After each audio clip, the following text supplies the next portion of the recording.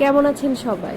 আজ আমরা চলে এসেছি টাঙ্গাইলের ছাওয়ালি শ্রী শ্রী শ্মশান কালী মাতার মন্দিরে। সেখানে আজকে বাৎসরিক পূজা অনুষ্ঠিত হচ্ছে। অনেকেই হয়তোবা চিনে ফেলেছেন, বাংলাদেশের মধ্যে অনেক বিখ্যাত এই কালী মাতা।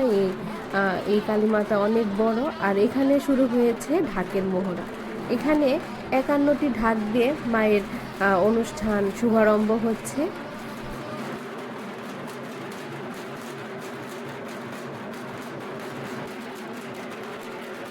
আসলে এখানে ৫১টি ঢাকের মাধ্যমে মায়ের অভিষেক করানো হচ্ছে। আমরা প্রায় প্রতি বছরই এখানে আমাদের আসা হয়। এবার এই নিয়মটি নতুন করেছে, দেখে অনেক ভালো লাগলো, তাই আপনাদের সাথে শেয়ার করলাম।